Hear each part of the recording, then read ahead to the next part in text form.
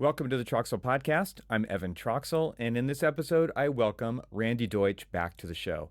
Randy is an architect, FAIA, educator, AI researcher, and author whose work has influenced how many of us think about BIM, data-driven design, super users, and the evolution of architectural practice. He has a rare ability to connect the dots between technology, culture, and the long arc of a career in this profession, and we cover a tremendous amount of ground in our conversation today. In this episode, we talk about the 7-year career cycles Randy uses to intentionally reinvent himself and how those cycles have repeatedly pushed him into new territories, including his now well-known focus on AI, which began when he asked his own students what his next side pursuit should be.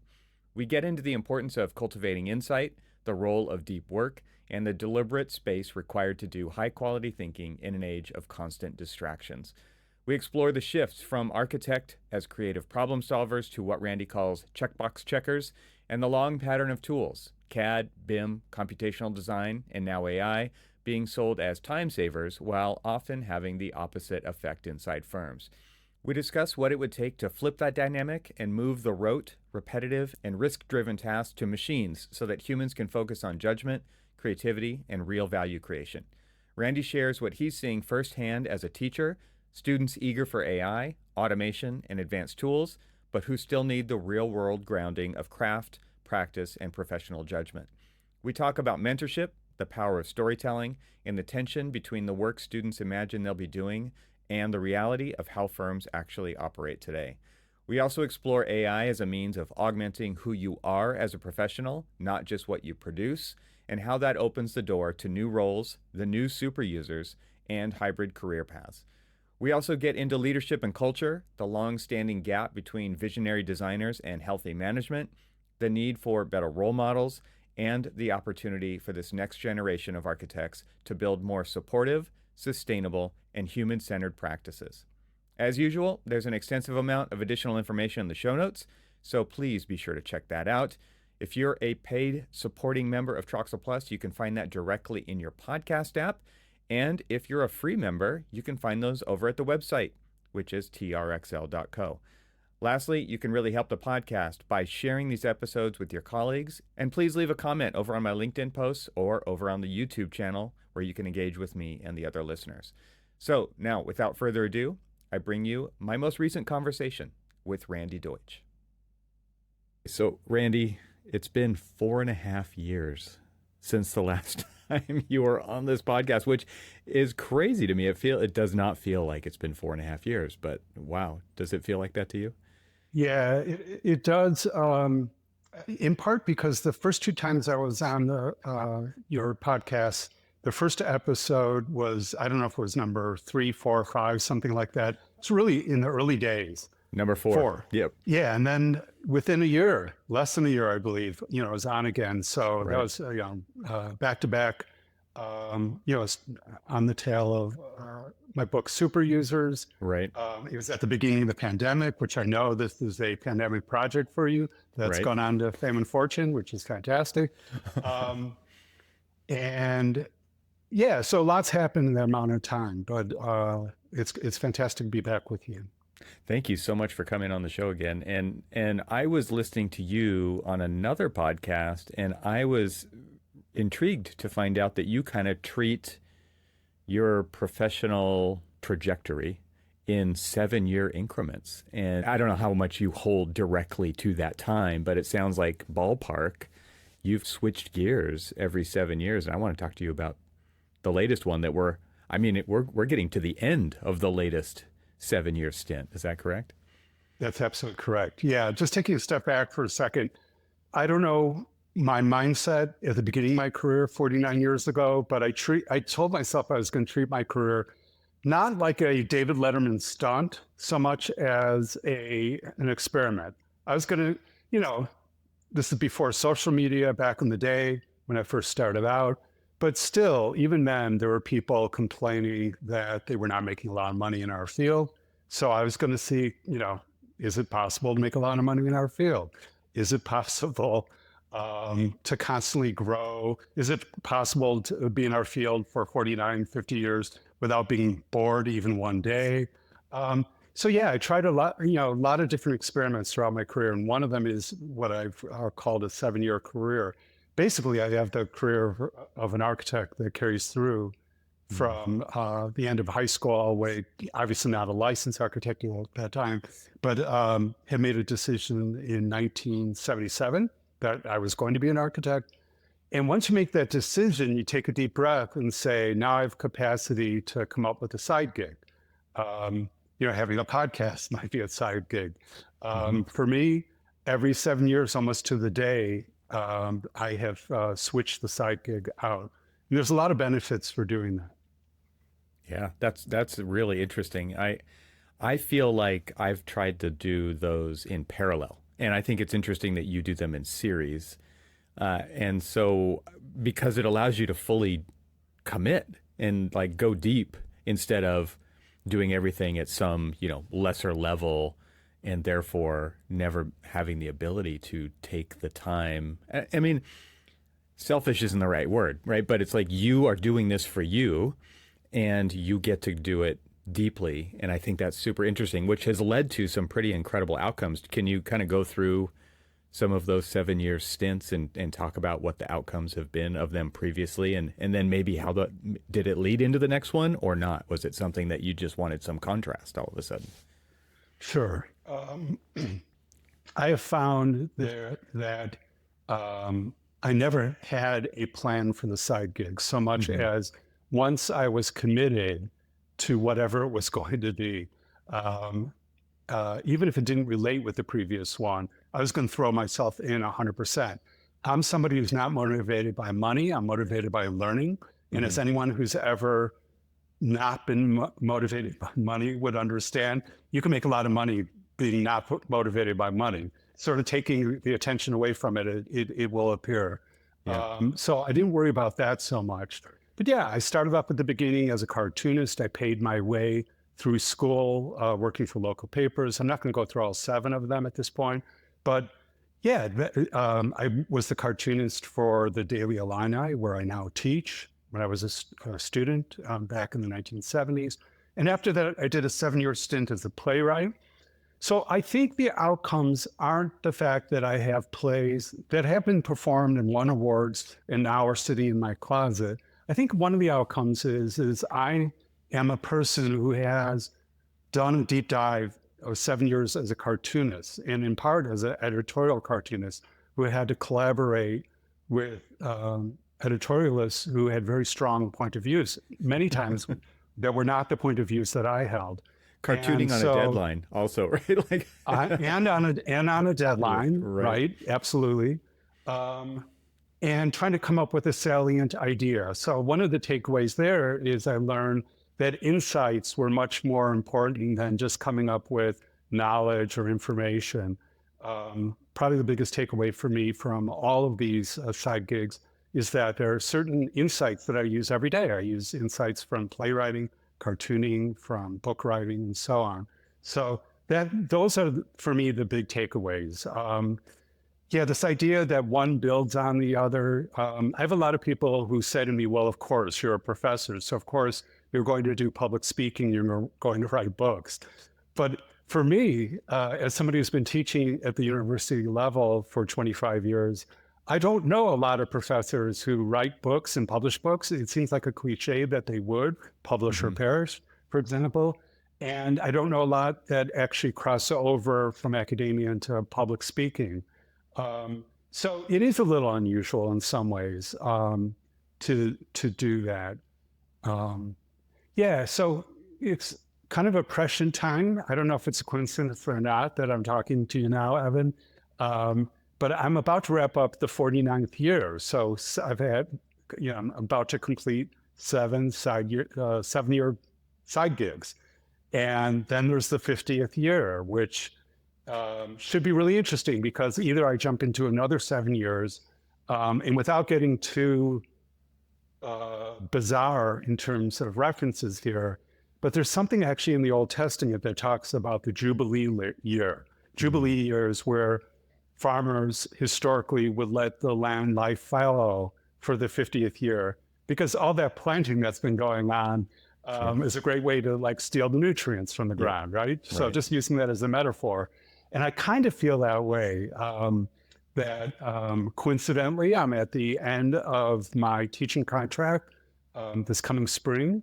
And so I don't actually know what I will be doing in that 50th year. Um, I don't know if you want to talk about the AI one, the one that I'm currently going through, Yeah. but that was a little bit of an interesting story since I picked up on the fact that one side gig doesn't lead to the other. That 6.5 years ago, I opened it up to my 150 sophomores. I just literally asked them to yell out what I should be doing as my side gig for the next 7 years. And yes, there were yoga instructor or food truck operator, some of the suggestions from people who didn't necessarily know me really well. But someone yelled out AI researcher, and I said, I'm just going to do that. And you could argue I'd written some books on technology and it would seem, again, as a natural segue into what I did, but it wasn't. It was like starting from scratch. Yeah. I am really intrigued in the current one, and just kind of going back to the idea of insights, and how that to me is also a common thread in these cycles, is you sharing in a very public way these insights, right? So it starts with cartooning, but also in speaking. That's something you do through speaking. It's also through writing. It's something you do through writing these books. And I'm curious how does that work for you? So I'm reading the book, Rick Rubin's book right now, The Creative Act. Have you you're aware of this?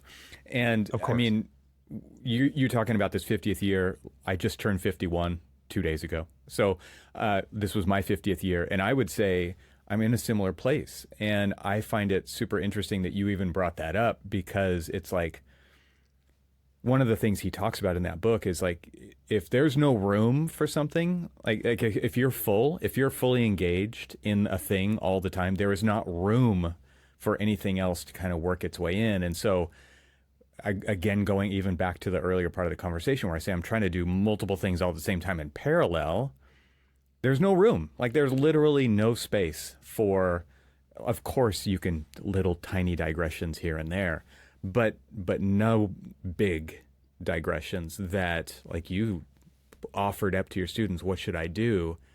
Like, that is a inspirational moment. You could, of course, take it or leave it with what they throw out at you, but why not open yourself to that opportunity for intrigue and for inspiration? I think that's super interesting. So back to my idea the concept of insight.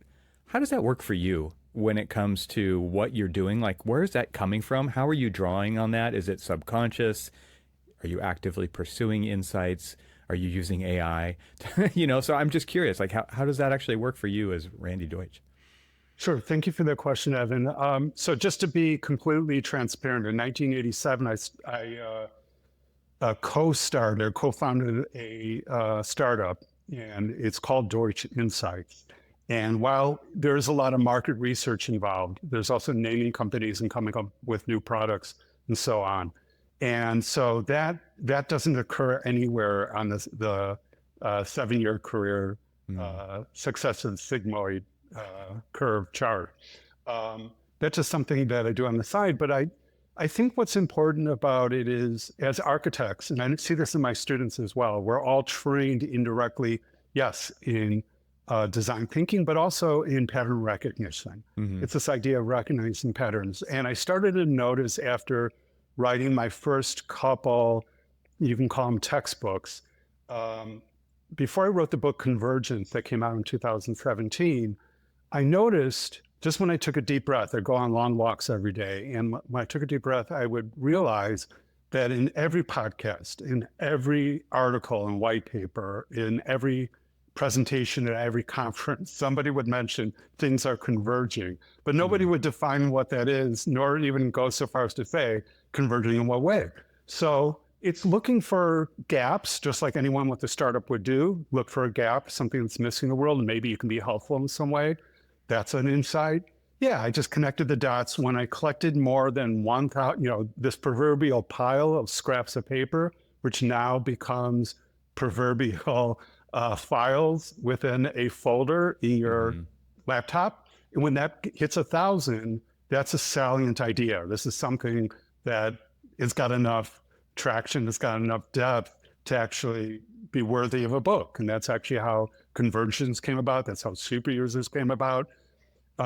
You can't worry about the fact that you're making stuff up, right? So if I was in physics, if I was a psychologist with a PhD, I probably wouldn't feel as comfortable connecting the dots the way I do in architecture, where historically you don't really need a PhD to be a researcher. And AI, interestingly enough, it's very hard to imagine what an AI expert is when you can't literally get it to do the same thing twice. So while, yes, there are people that we recognize as AI experts, you've provided a little bit of freedom, I think, with this seventh side gig or seventh side career to just say, you know what, I'm going to give this a deep dive and try to get this to happen. So I think it is about pattern recognition. I think it's about recognizing that anecdotes and platitudes, like we see a lot of times in TED Talks, are things we pick up on all the time, but there's more value out there. And the value we can really provide is trying to find a way to connect the dots and create something new that has never been said before. Just to give you a real quick example, because I think it's helpful sometimes to have an example. One would be, I hear a lot of times that AI will enable us as design professionals to create time. And what are we going to do with this time? So I listen to podcasts and, again, white papers, presentations. Well, they'll say there's one or two things we can do with this time. You know, we can create more projects and more work, can make more money. You could do more work for less money. And that's about it. That's about as far as it goes. And so this idea that, as I say in my book, Think Like an Architect, architects are amiable skeptics. And so we're always skeptical. I'm skeptical when I hear there's only two things you can do with your time. So working with a few others and collaboratively, and then just on my own, thinking through this with a blank pad of paper.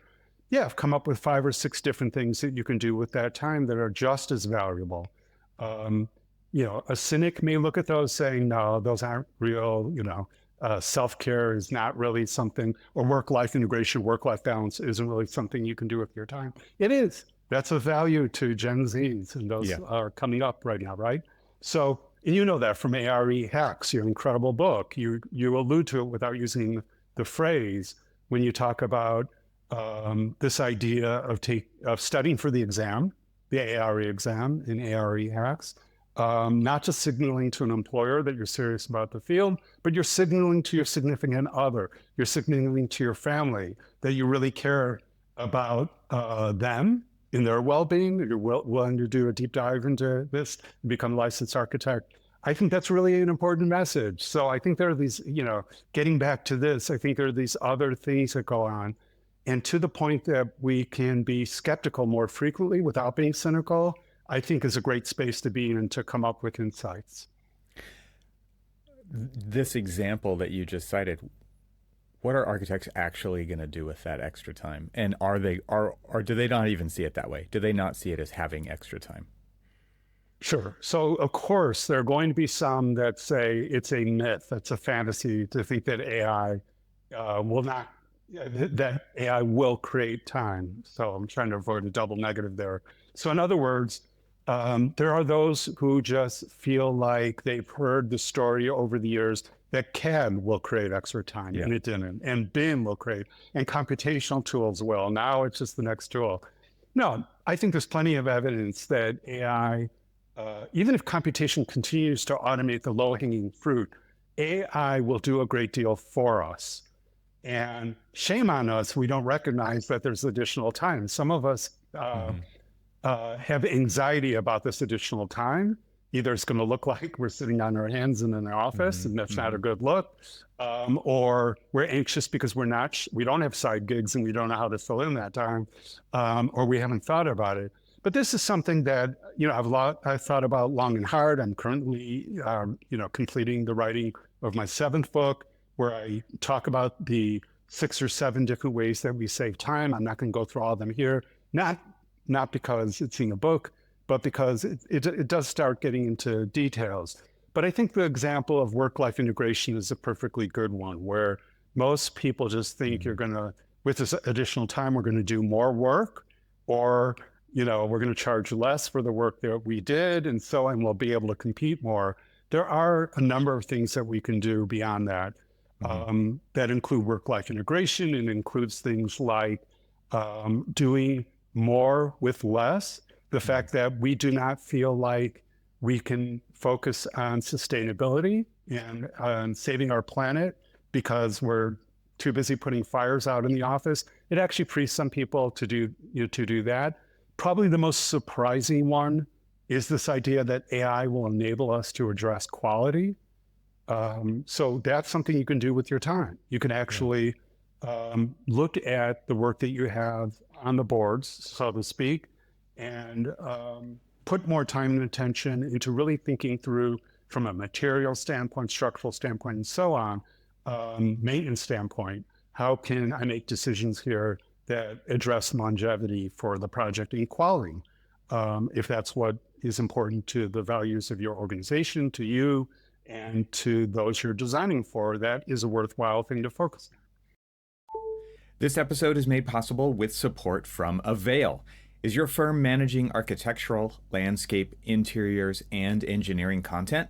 AVAIL's all-in-one content management solution stretches across all disciplines, file types, and content locations so production teams can find everything they need all in one place.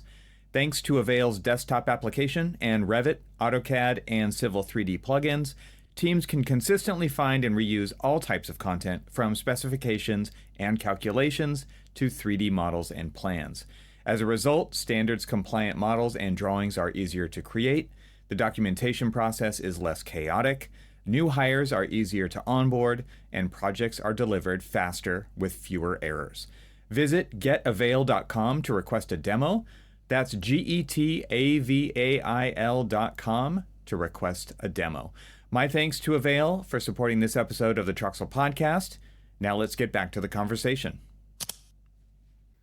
That one seems super, I don't want to say obvious, but as a worthwhile, because I've used the word meaningful. Like, so you spend your time on more meaningful things, but quality is what we're talking about.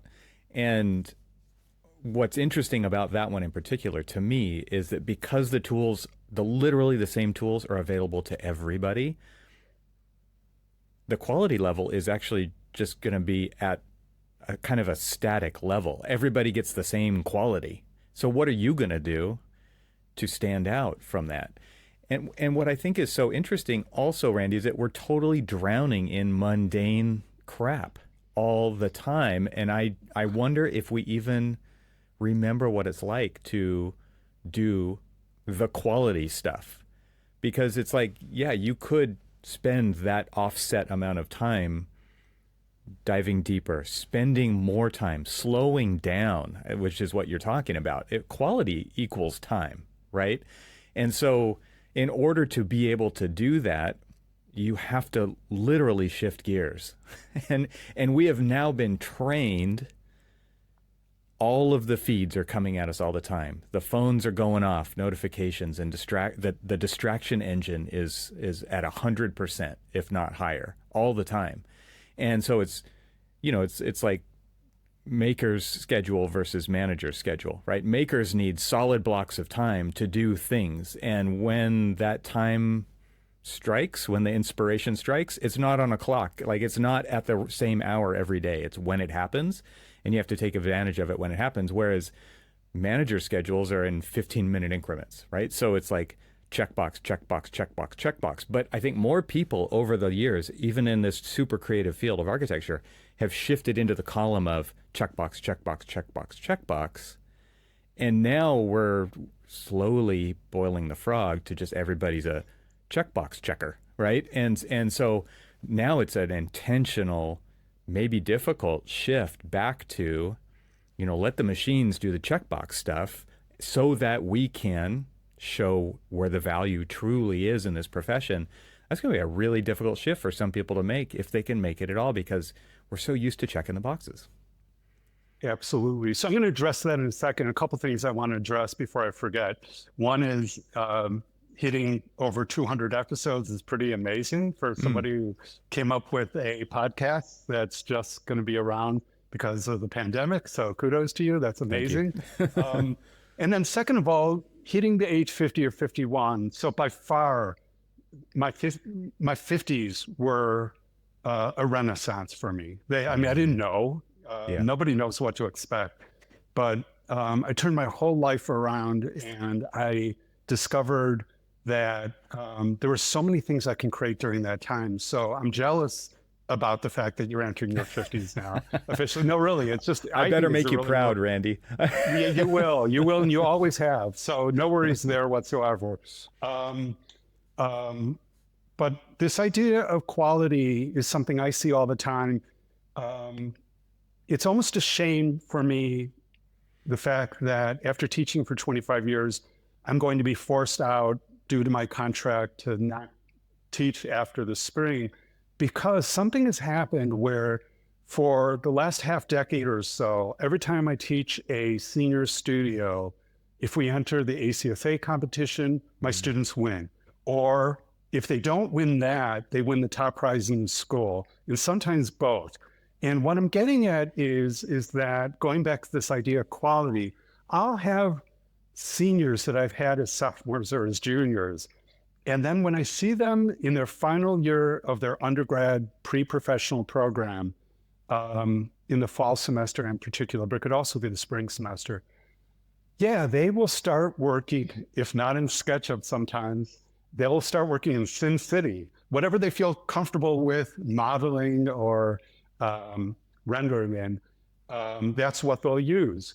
And there is something in me where again, it might be pattern recognition, where I am just able to see the genius in each and every one of them and able to connect the dots where maybe if I just show full faith that they can do it, they will do it. And it happens again and again. Those that have won the competitions are not the ones that are the top 2 or 3 students in the studio frequently.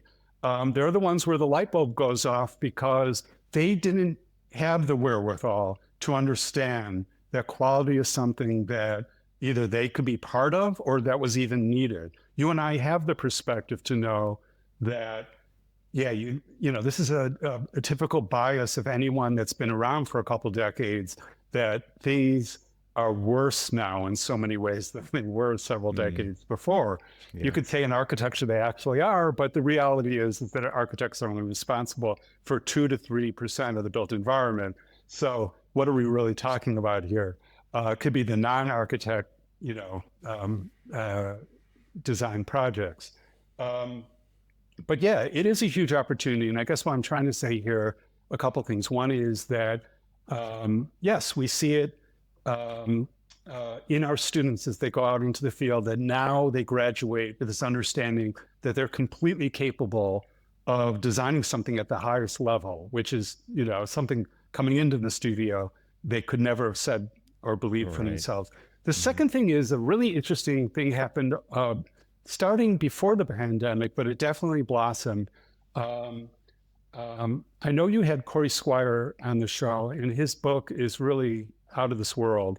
Hopefully in your show notes, you'll link to it again. Yeah. To me, it's probably, Eric Sezel wrote the best book a decade ago, Down Detour Road. And I would say Corey Squire wrote the best book in the last 10 years. It's just unbelievable. I hand out free copies to my students all the time, and I keep rereading it over and over again. But where I'm going with this is that the framework for design excellence is the kind of thing, it's put out by the AIA. You can roll your eyes at it, but we have left this paradigm where we think aesthetics is really why we're in the field, working for wealthy clients, and so on. And it creates a whole new level of design criteria that we're aiming for. In that design criteria, yes, it can include aesthetics, but it doesn't talk about that directly. You cannot give a design award to a home any longer, no matter how exceptional.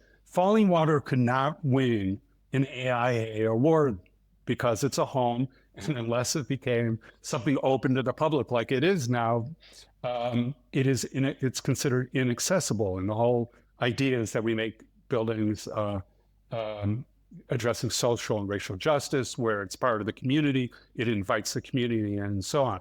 So I guess what I'm trying to say here is that with the framework of design excellence, we have a whole new way of looking at quality. It's not saying to us that we have this design criteria now where we're not creating aesthetically pleasing projects. We're creating aesthetically pleasing projects that are also accessible and part of the community and do 1,000 other things that are really important to people. So I think quality does become this really important thing for us to focus on. Let's talk about your latest 7-year stint that you're wrapping up, and what kind of, I don't know how you want to frame it, the discussion. I would love to just kind of see what's top of mind for you as far as like takeaways from this. There's obviously like the reaction of our industry and our profession to this that we're just steeped in all the time, and that's probably a moving target as well. I'm just curious, your kind of, let's just start big, and then maybe we'll zoom in on a couple things with your AI focus for the last 7 years. Sure. So thanks for the question. To start off, because while I did not believe 6.5 years ago there was such a thing as an AI expert, I wanted to at least immerse myself as much as I could in it. And so things that I did, I got a phone call one day to join an incredible team. I'm in the architecture school, of course. We're down at the far end, on the south end of campus. We have 60,000 students at the University of Illinois, Champaign-Urbana. At the north end is the engineering campus, and it was the civil engineering and computer science group that wanted me to be part of their team. As soon as I said, without getting too spiritual or mystical here, as soon as I said to myself, I'm going to dedicate myself to AI, I got a call saying, we're going to create this initiative. We're going to go after a Discovery Partners and a National Science Foundation grant, and we're going to create an Institute for AI in Chicago, and so on.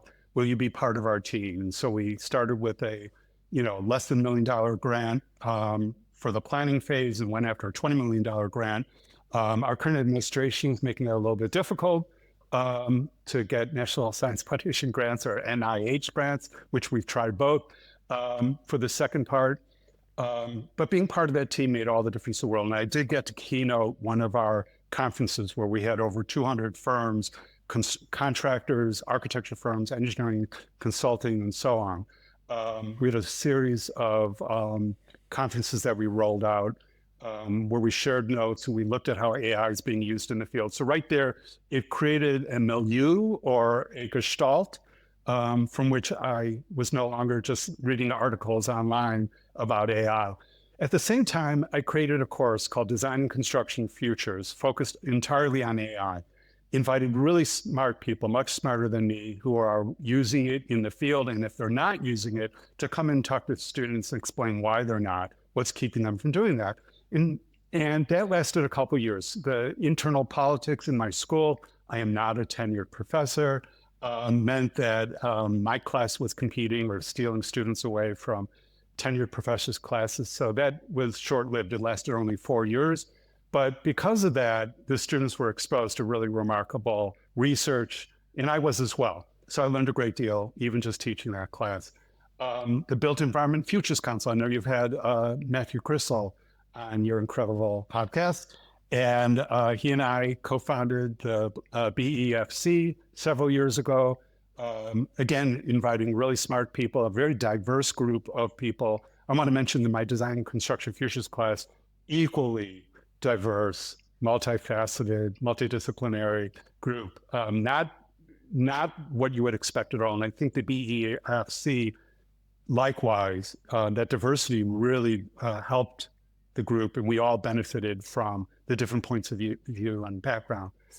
So where I'm going with this is, and this is not to belabor the history here, but immersing myself in real things with real people has made all the difference in the world. Even in my current book, as I did in Super Users, I've interviewed 19 people from around the globe, and to understand how they're using AI, But more importantly, on the subject of agency, human agency, how important it is to be agentic while using it before the rise of agentic AI. So there, I think what happened is immersing myself in this topic. I just let it go. I've been meditating every day for 45 years. And I think that's a really important thing, because a lot of what you said earlier, alluding to this idea of letting go and creating from some free space, I think there's this thing during the pandemic called quiet quitting. I am a loud quitter. I belong to five mentoring groups in recent years, and I'm down to one, and it's only because we signed a contract saying we will be part of this organization, this group, one mentoring group, until you die, basically. Exhausted. Like you're in it forever. You're exhausted, right? But short of that, yeah, I've overcommitted at different times, but yeah, there's something just tells me, that there's nothing more important to do than to sort of cleanse the palate. So while filling myself up with all of this, I heard myself last spring say to myself, saying actually to another couple, they flew in from San Francisco, we're having dinner, and they said, so what book are you working on next? What book are you writing next? And I remember saying to them, I'm not going to write another book. I'm done with all of that. I went home that night and wrote a book proposal. Who knew? And I submitted it to a publisher in the UK, one that I had burned by working with another UK book publisher. I went back to the previous one. So right there, they could have ignored me from having blown them off earlier. I did really well by them, and they did well by me, and I didn't work with them again. Shame on me. So where I'm going with this is immediately they asked for a little more detail, and then after that, the next thing they sent me was a book contract. And why I'm mentioning this is none of that would have happened, nor the talks or keynotes that I've given and the insights I've shared, if I didn't sort of empty everything every single day. I think it's an incredibly important thing, whether it's quiet or loud quitting, whether it's meditating. I think we all are going on long walks. I walk 10 miles a day. I think it's incredibly important to constantly empty ourselves and then trust the fact that there's going to be something there on the other side. So couple that with pattern recognition, couple that with this idea that we're skeptics or amiable skeptics. And whenever we hear these things, here's a real quick one.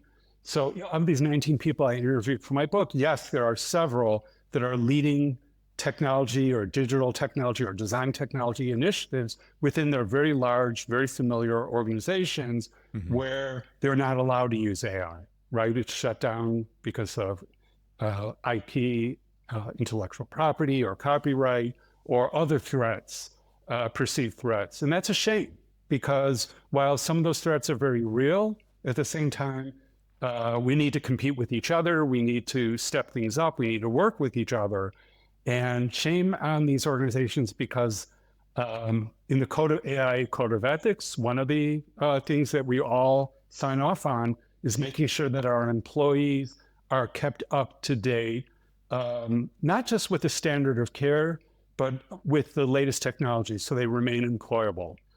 That's one of our responsibilities as firm leaders, is making sure the people that work for you are not held back. Not because you want them to leave your organization and work for your competitor and then compete with you, but because it's part of our responsibilities, making sure they go to conferences and they're exposed to these things.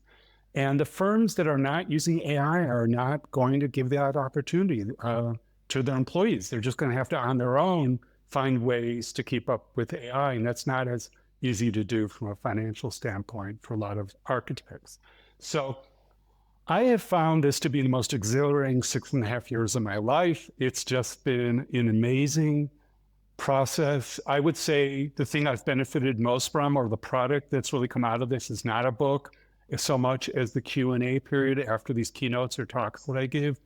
You can tell when people are signing up for a talk because they want learning, especially the very rarefied HSWs. There's no Q&A afterwards, but I always allow 20 to 30 minutes, including hanging around afterwards. And one that I gave recently in Colorado and one I gave recently in Salt Lake City, Utah. Yeah, we talked for an hour afterwards about AI in the Q&A.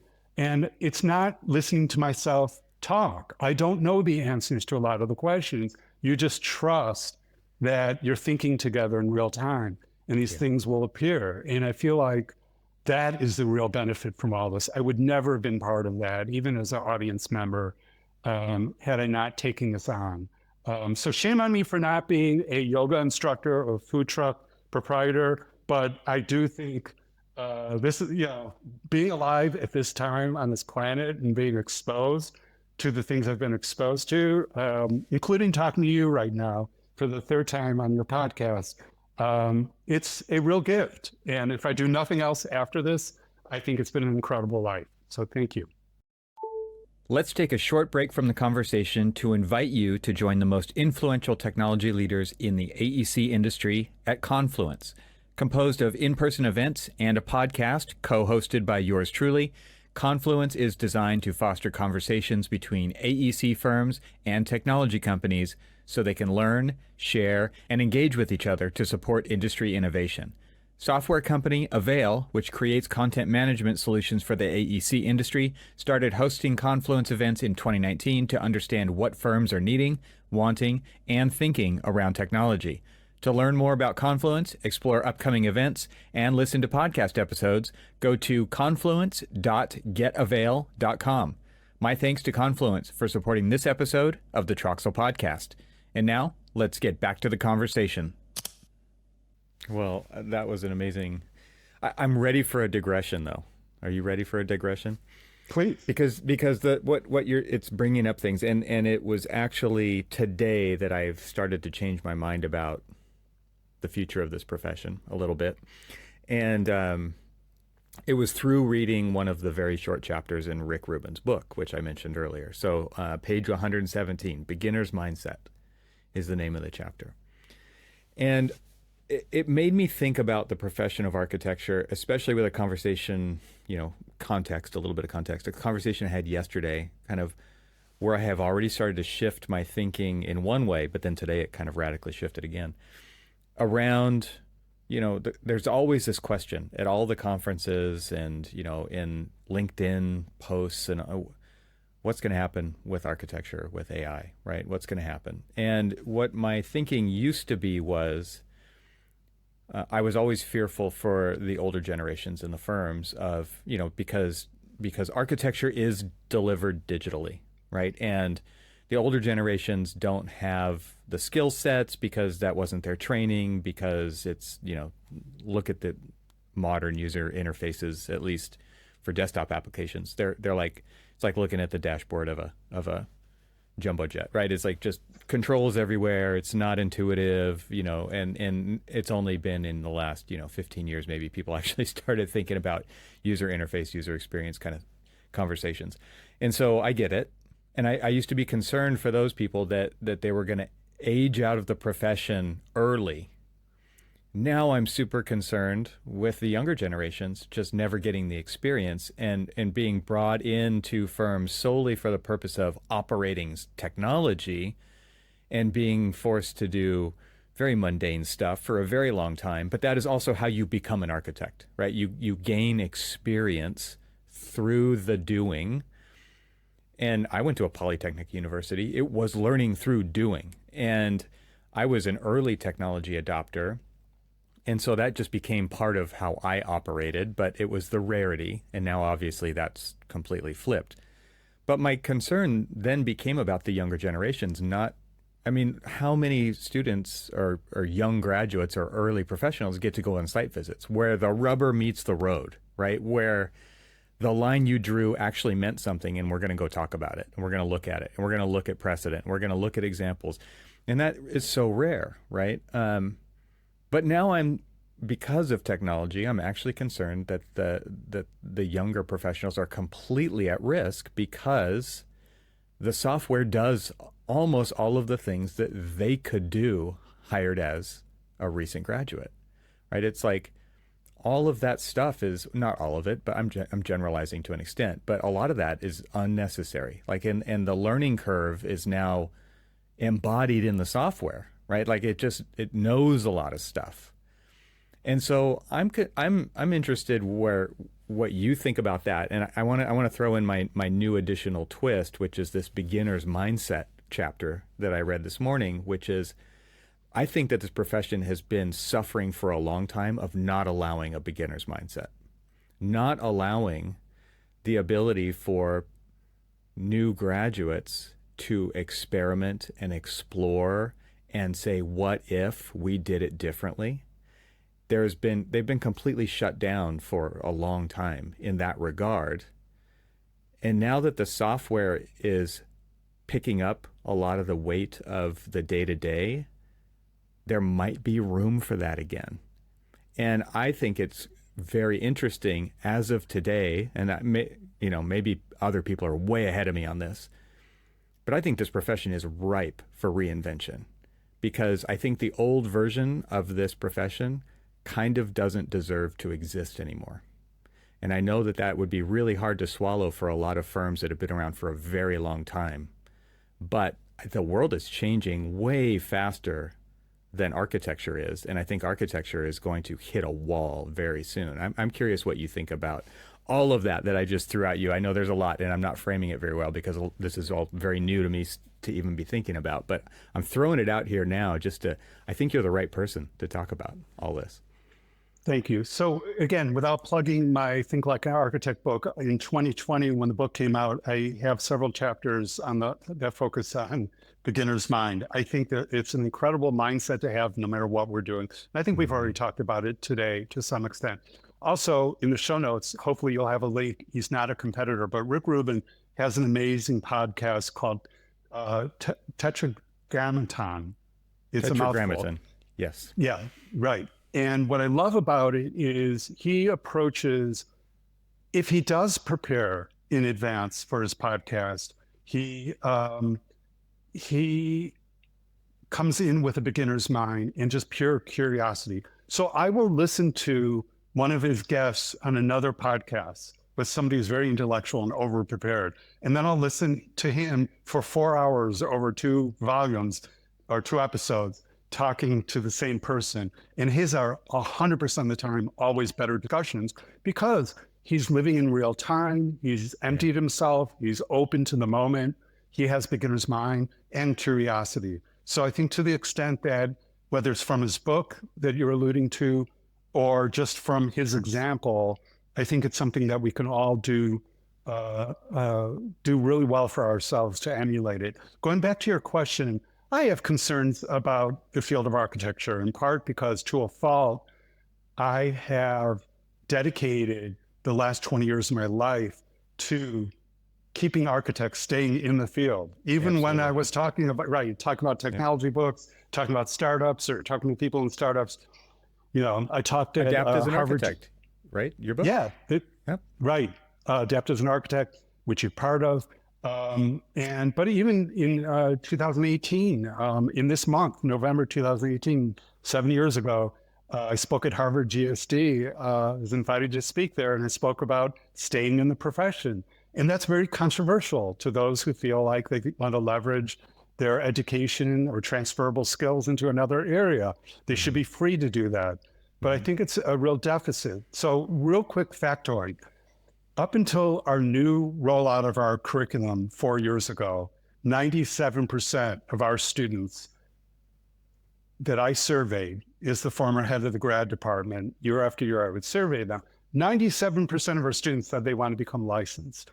And with the new rollout of the curriculum, which could be described as being more general, more about transferable skills, less about professional skills, it's gaming the system a little bit. And for that reason, 50% want to be or see themselves as licensed architects. And that is the industry average in education, is that most schools aim for 50%.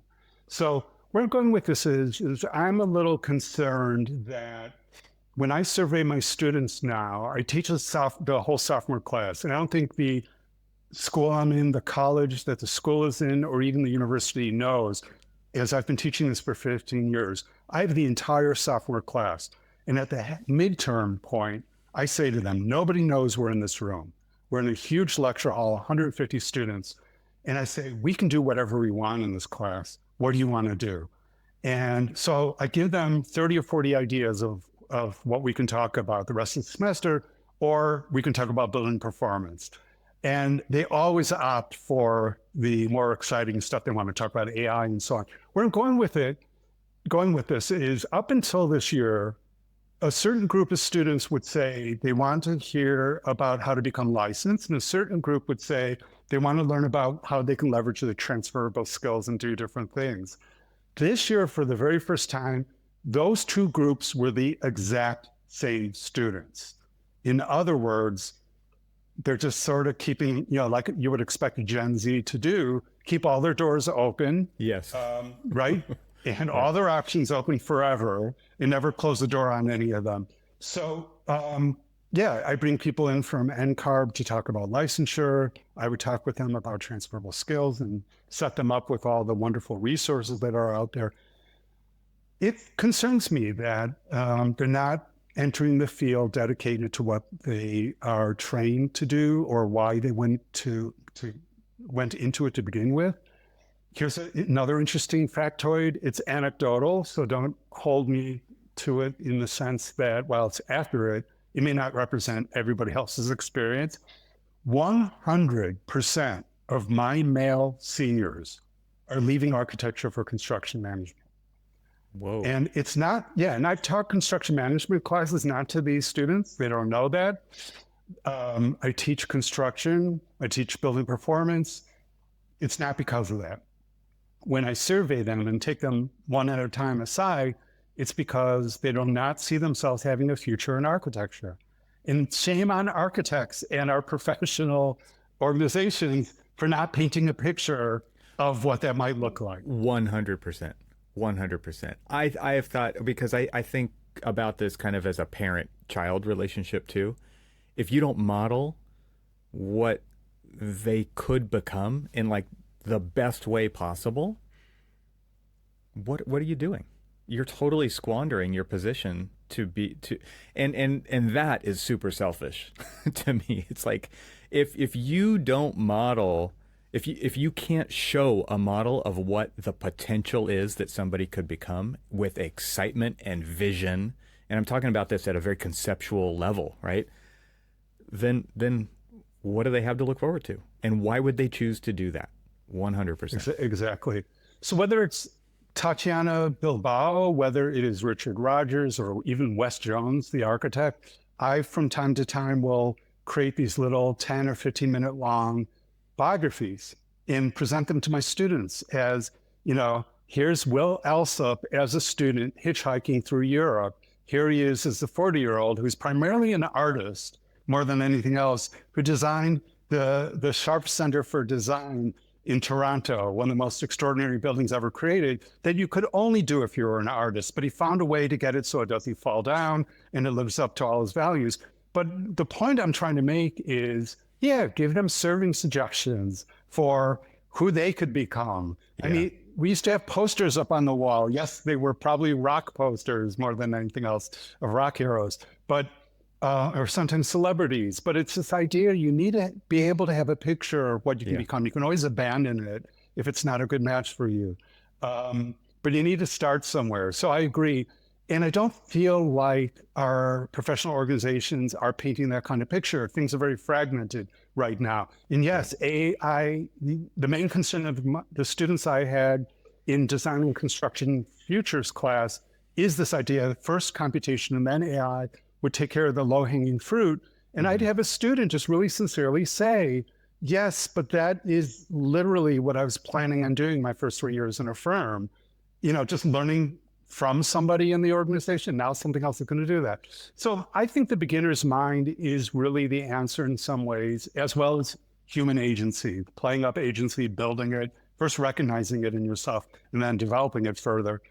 Because yes, things will change. We are no longer drafting bathroom details or whatever it is in these horror stories that people had at the beginning of their careers before they stepped up. You don't any longer need to go through this long projection where you are paying your dues at the beginning. I think it is possible to enter an organization for the wrong reasons, because you are a digital native and no one else in the firm knows how to start a computer or whatever. But once you're there, one of the things I teach my students, it's such a meta thing to teach. But now you're in the firm. I explained to them Daniel Burnham. I'm in Chicago right now. Daniel Burnham was, get the job, get the job, get the job. So you've gotten the job. You've got your foot in the door. That's the most important thing. And now that you're there, yes, for a couple of weeks, possibly months, you're going to be doing some things that may not be your favorite things to do. But you're going to see from the corner of your eye another team as you're leaving at 5 or 5:30 p.m., because that's all you need to do if you're carrying banker boxes to the warehouse or whatever it is you're asked to do. You are noticing this team that's got a fire to put out. They've got a project due the next day. Could you volunteer for them? Now you've got another manager seeing what you're capable of, and so on. And they will vouch for you. And they see you've got a good attitude, and so on. Don't work for free. Hopefully you get paid for the overtime for doing that. So I'm not suggesting that people work overtime or, I do think they should have work-life integration, work-life balance. But at the same time, there are lots of opportunities to step up. I don't see this whole idea of victimization of people entering the field and it being this dire, it will not match what you and I experienced in larger or in mid-sized organizations in our career. For sure, it will not be the same. But at the same time, I also don't think it's the end of the world. I do think the architecture profession needs to change. Perhaps that's a whole nother conversation, because that's you've had it several times, I think, on the show. So kudos to you. I don't know who needs to hear that, but I don't think they're listening. But I think importantly at the same time, I think there's a lot of opportunity for our graduates should they choose to continue on in architecture. And to be clear, I totally agree as of today. And I've never gone, I didn't just flip over 180 degrees, but because the current incumbent nature of our profession is so opposed to the kind of change that we're seeing. Like, for example, Autodesk is huge in our industry. It is a drop in the ocean of what's actually going on with technology worldwide, right? Globally. And so we look at it as kind of this behemoth. It is not even close to a behemoth of anything. And so I would take it a step further, and that is the work that Autodesk does in the AEC industry is a drop in the bucket for all the work that Autodesk does. Of even right? Autodesk, correct. Yeah. Okay. Yeah, and so I see tremendous opportunity for the students of today to completely disrupt this profession in a reinvention kind of a way, because most of the time and effort of anybody who's going into this profession is spent cracking the culture code of this profession, right? It's school. It's like the indoctrination of all night. Maybe these aren't even recent examples anymore of like the tropes of architecture students, but all-nighters, working your ass off. If there's more time, there's more work to do, et cetera, et cetera, et cetera. And then there's licensure. And then there's the profession itself, which is you've got to do it the way that I've always done it, the way that we do it, the way that I've done it before. You've got to pay your dues, all of those things. I think that stuff is basically ready to completely go away.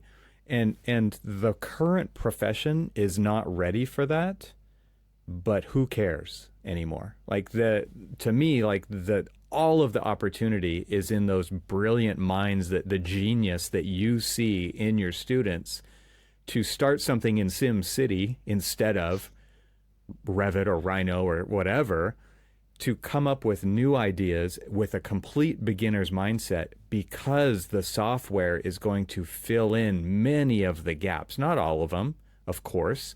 I mean, to me, like an ideal partnership would be, a student or a student group with incredible ideas and somebody who's willing to take the risk, and a complete integrated partnership happens where it's like, you guys do the amazing work. I'll make sure that we can actually make it work for real, when the rubber meets the road, when this thing needs to get built. And we are going to do things that this profession rarely, if ever, sees. I think that there's huge opportunity there. I completely agree. And I don't think it is limited to design technology specialists, although I am seeing really sharp, smart former students doing really amazing things. If you allow me just for a minute, not to digress, but to provide two examples. One is a former student, Ben Feicht, Feicht. He's in the Pacific Northwest. And he is an exhibit designer now. He's been an architect for a long time. Yeah, he just goes home and starts messing around with AI. And he asked, can AI do this is a 1.5 year old question for him, but he asked, can AI design a whole museum from scratch? Because a lot of people were saying it can't design buildings or does working drawings really poorly.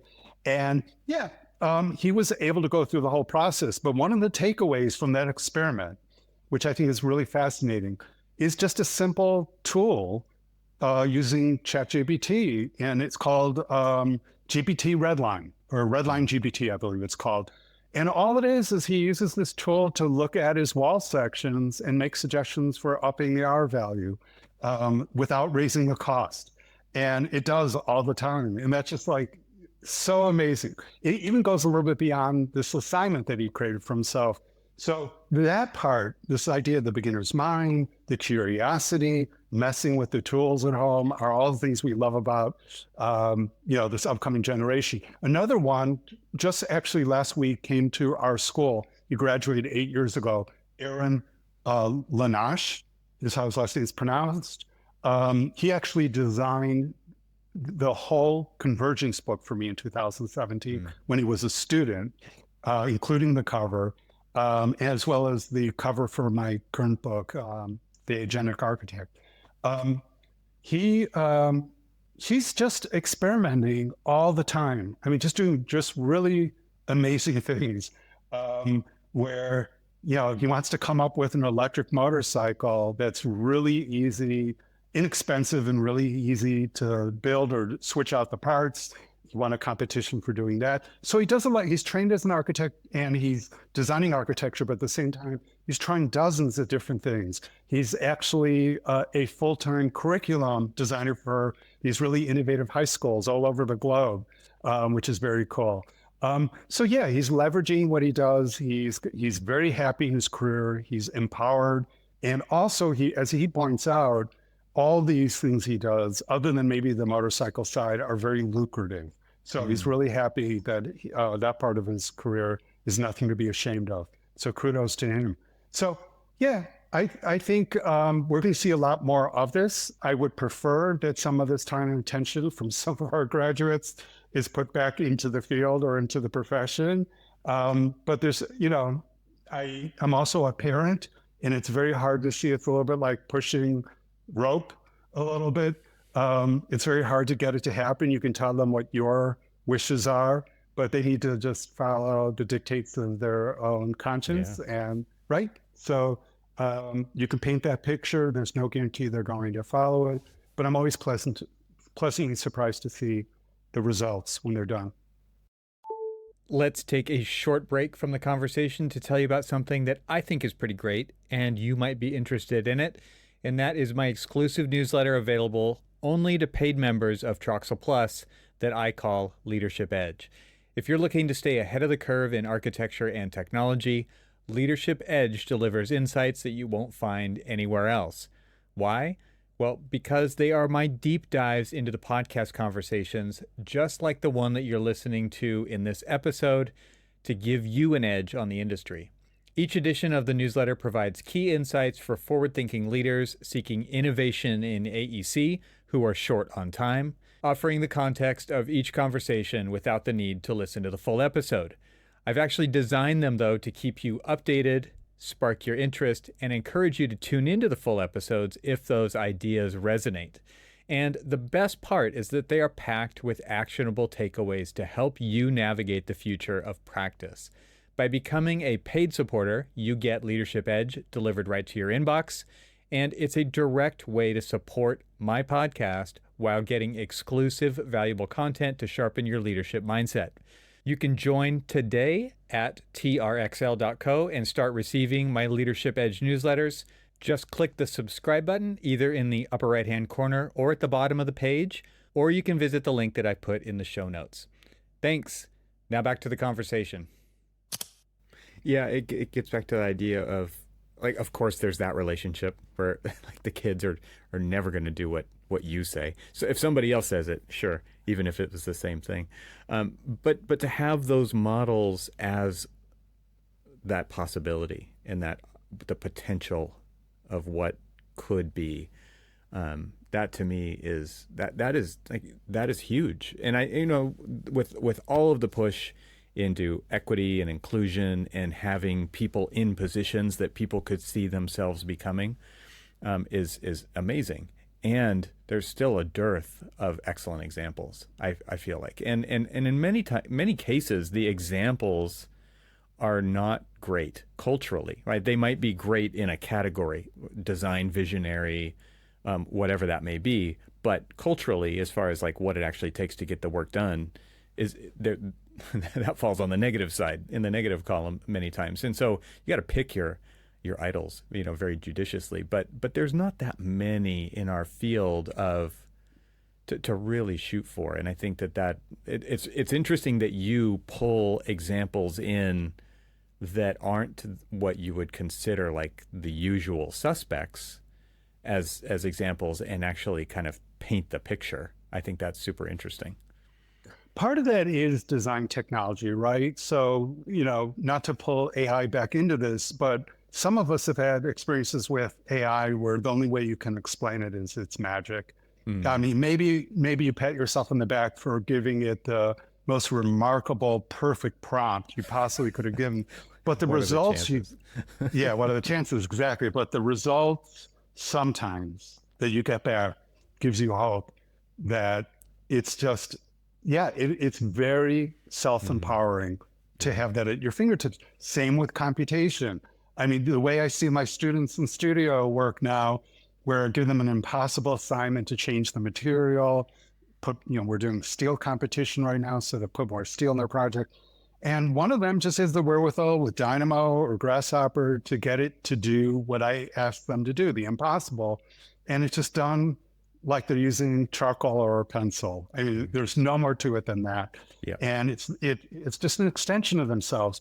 So this was always the dream. So I guess what I'm trying to say here is I do think just having that experience, other than drinking coffee and getting a good night's sleep, I don't know what else. I mean, you mountain climb, right? So you have these exhilarating experiences out there. So you know what it can be, but it gets you to that next level. But I do think these design tools give from time to time this experience for people that otherwise won't be able to experience this higher level possibility for them. And I'm sure there's a better way of describing it than that. It's in some ways it's a very California idea where they are able to operate on a level they never have before. And my job as a professor is just to get them to stop, take a deep breath, and look at what they've done. Because it's just like at the beginning of the semester, you're the same person, but there's no way in the world you would have ever thought that you can create what you create. So I think these two examples with Ben and Aaron that I had just mentioned, and many, many others, I think those are the ones that are the most relatable to our students and the most inspiring. I feel like the media, shame on them, play up too many of the more central casting views of what an architect who competes with the other partners to get the better project, and then gets the reporter or the journalist on a one-on-one so they can tell their version of the story, and yes, they created it all by themselves, not with a team of hundreds, right? And so on. Yeah, I don't think that's very helpful, and I don't think it's very empowering, and I don't think that's the story that is going to mean a great deal to our students. I do teach in a program at University of Illinois when I teach the whole sophomore class. It's called Anatomy of Buildings, and I happen to have collected, whether it's Gene Gang or many other brilliant architects, Cesar Pelli, who have taken this course in our program years ago as a student. And so that's like a way to get students also to see, it's not a guarantee. You take this They were in class that and you chair. can become... Right, they were in that same chair, that chair right there. Exactly. But I do have them imagine, look to your left and look to your right. There might be a Cesar Pelli and might be a Gene Gang in this room. And that may not even be the right message. I try to have one-on-ones with students during office hours or after class to try to figure out what it is that would inspire them, that would have inspired me, to think that it humanizes things and makes it more relatable. But for them, it is just different things. They're bombarded with imagery, stories, narratives all day long. Yeah. It's very hard to compete. Even when I'm talking to them, you think I have 100% of their attention. I teach in a way that's much like Phil Donahue did talk shows. I'm constantly weaving in and out of the aisles, walking around the whole room. There's 2 or 3 students out of 150 with their full attention. And they're the ones who make teaching absolutely worthwhile, because I'll say something and like you're doing right now, in recognition, you smile back. That's immediate feedback. It keeps people going. A lecture for an 80-minute lecture or discussion class, it keeps you going. But yeah, the 147 others are multitasking, even though I explained there's no such thing. You can't really do it. Yeah. They're doing 3 or 4 or 5 different things at the same time. It's not just TikTok or whatever. They're doing many, many different things. And other than the phone dropping from time to time, echoing through the lecture hall, it's all happening. And I know how to get their attention. I semi-facetiously start a sentence with, this will be on the final. This will be on the midterm. 150 heads look up all at the same time. But short of that, nothing does. Right.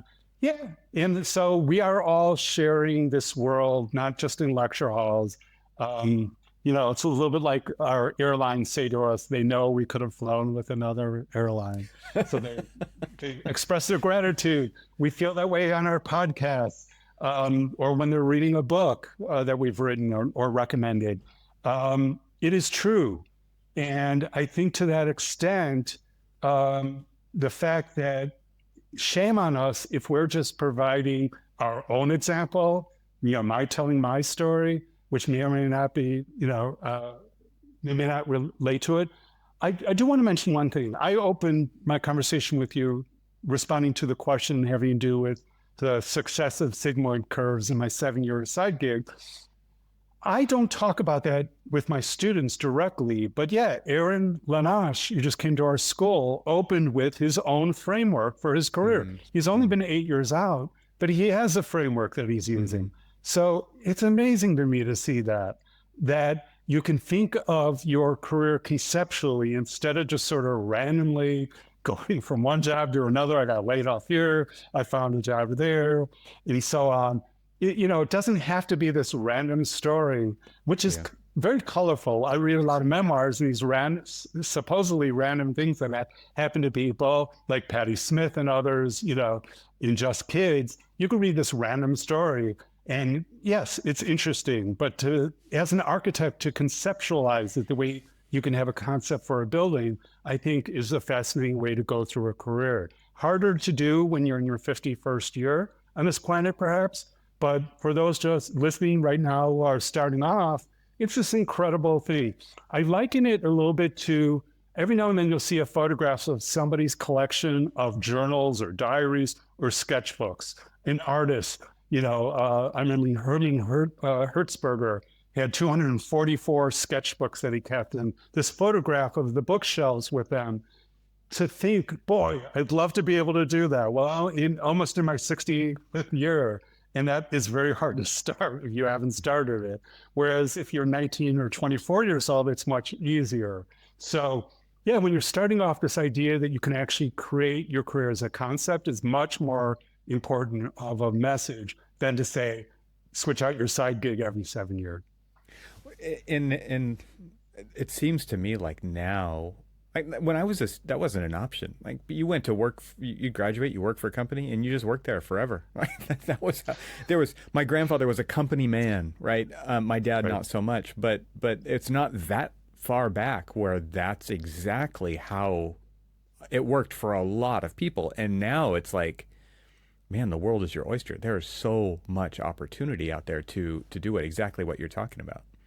Okay, I agree. It's harder to do that now, and it was easier back in the day. But that said, I know while not being judgmental of my colleagues, I did secretly, privately frown upon those who were in the company for 20 or more years Hmm. because I wondered if they lacked curiosity. As somebody who has literally in my career hired thousands of individuals, whether in my own firm or as a leader in other people's firms, yeah, I teach all that, how to get a job, how to really get a job, and the signaling that goes on.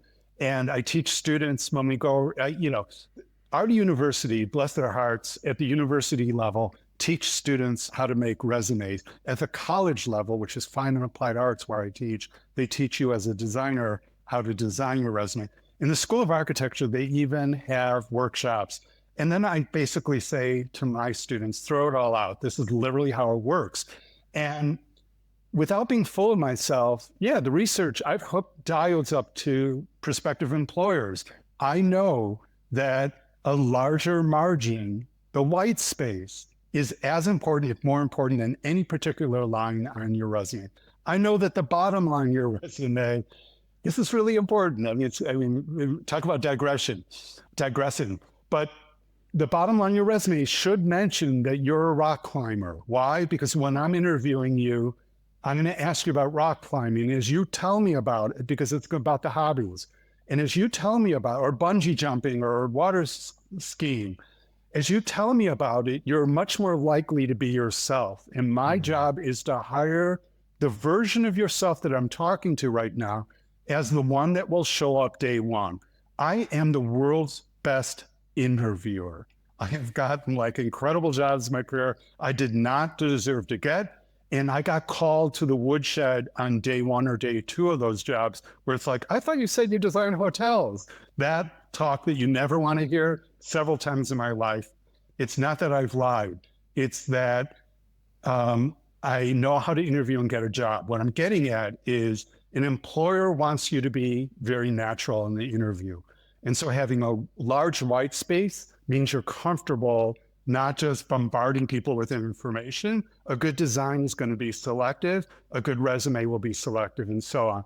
So all I'm trying to say here is I have a lot of hope for our students. I think there's a lot of things we learn along the way, but of a lot of our lessons that we learn, we throw out and we don't apply to our careers. And we have this opportunity to do that. And kudos to my graduates and students over the recent years that have applied these concepts to their careers. I mean, it works. There's a parallel that I've been thinking of, maybe final subject here. I'm very curious to hear your thoughts on this, but a lot of people approach tools, I mean, now's no exception with AI, to just use it as a tool to do a thing that you've already done. And maybe it's faster, maybe it's giving you an angle you didn't see before, whatever. But then there's a completely different way to use these tools, which is to complete you or help you become the person that you want to become, the vision you have of yourself in this profession. I mean, we just limit it to architecture. I don't know that tools or if that kind of thinking has been applied to this before. I think there's individuals who thought that way, but I think now there's just so much more potential to do that with the augmentation of these kinds of tools. I'm curious what you think about that. Yeah, so using tools to augment ourselves, to amplify ourselves, and to Yeah. align ourselves with our goal is the best use of tools. So Mm-hmm. my take has always been, and it's a little bit of a cliche now, but every tool is just a tool in your toolkit. And sometimes a wrench or a hammer is what you need to get the job done. Sometimes it is Revit or Grasshopper. There, my take, it's a little extreme, but basically there is no tool that's better than another tool. There's Mm-hmm. pretty much anything you can do with any tool. if it's what the tool is designed for. But yes, on this whole other level, I completely agree. And I think there's probably no better example for in my life than the cover of my very first book, BIM and Integrated Design.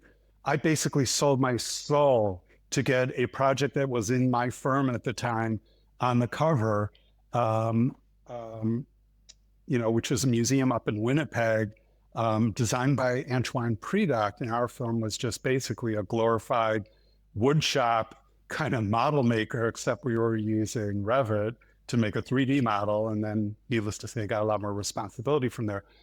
But yeah, I walked through the architecture school. We have several buildings, but the graduate building that I walked through, there are always professors telling their students, either sitting cross-legged on the floor like a guru or just lecturing to their students, no tool is going to save you, or don't use Revit in my studio because it's just going to create a shoebox. So that's actually not true.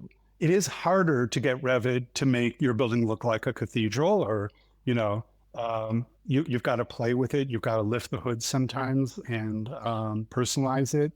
But yeah, we can find much more profound versions of ourselves. And this was alluded to a moment ago with AI, where once in a while you'll prompt something, you'll get something back and realize, yeah, this prompt that I created got this result, and I am empowered now. Yes, share that you were collaborating with AI on it. You didn't just make this up. But yes, nothing ever before that allowed us to do that. And same with computational tools as well. And so I think this is a huge thing. Much more quickly or sooner in our careers, if we can see there's this more enlightened, empowered version of ourselves, by augmenting ourselves, the weak points that we naturally have, following school, it takes us a long time. I heard you say this in a recent podcast. I think it was with the folks with Rob and Alex from Thornton Tomasetti, that it takes 10 to 15 years before you're up to speed on something. Yeah, I even say then adapt as an architect. You're at the beginning of your career until you reach the 5, 10, or 15-year mark. And I think it's really important that we find a way not to get to the 15-year mark in 1 year, but to get little hints, little breadcrumbs along the way that keep us going, keep persevering. We're going to have bad days. The world is offering us bad days outside of the work we're doing and the careers we have. And so we need to have these little bright moments reminding us of how special this career is that we've chosen, and not to switch to construction management unless that's really, really what you have your heart set on. And I think the tools enable us to do that in a way now that, yes, you and I would never have this discussion 20 years ago about, whether it was Revit or certainly AutoCAD doing that for us. MicroStation, Tekla is not going to necessarily back in the day do that for us. So yeah, enable that to happen and just recognize. I think that's the part with having the wherewithal or living in the moment, is waking up or having a mentor or a professor point out to you what you created and to recognize that. I am seeing this, by the way, a lot more. We see it on award shows, and using it as an analogy with celebrities. I see it at rock shows. I've been attending a lot of, I saw David Byrne in concert here in Chicago the other night, and he lingered on the stage. I could hear his therapist, I'm making this up, but I could hear his therapist saying to him, David, you need to just count to 100 on the stage until the clapping dies down and the standing ovation dies down, because you never really let that sink in. You had this persona up there.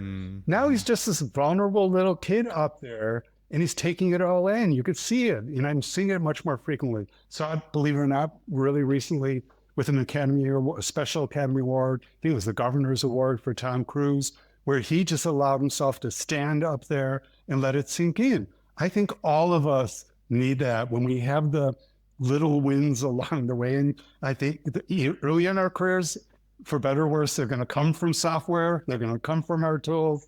We need to recognize that, have people, mentors and professors point Great that out. question. Great. I like how the chat GPT, it's all reaffirming. Yeah. It is, but then, I mean, that's just right. That pleasing, we know, is just to keep us, Right. keep us on, right? No, but it's to me, it's more than an attaboy or attagirl, because I know you're just joking around here, but you cannot be motivated by somebody else in our field. I don't think the gift cards, the attaboys and attagirls are, or even the bowls of M&Ms that firms have. I don't think that does it. It's got to come internally. But what's missing is somebody pointing out to you what you did and did well. Yes, it's true. ChatGPT in particular is a pleaser. As long as we can recognize that, I think we can get past it. But shame on us if we are not recognizing the good work we're doing along the way. I try to have one-on-ones with each of my students just to make sure if there is a spark, if the light bulb went off during the semester and they never thought it was going to, that at least to my eye did. And I think that becomes a really important thing, because it may get them to that next stage. And I think that is what we have to offer as senior people within our field, much more than doing a mind dump and just sharing information and knowledge. Yeah, no, I appreciate that, kind of a call to action there in some way that is much needed. I think you're right. And I don't know, you're an optimist, you're a cheerleader, For Randy. sure. This has been a fantastic conversation. I'm very much looking forward to your book, your forthcoming book. Thank you. And I don't know if there's anything else that I really wanted to talk about today, but again, thank you so much for taking the time to have this conversation 4.5 years apart. We need to do it in closer increments than that, for sure. Thank you, Evan. As always, fantastic to talk with you. I appreciate it. Take care and all the best to you. Thanks to our sponsors, and thanks to our members this week. Find out how you can become a member at trxl.co. And I'll talk to you again next week.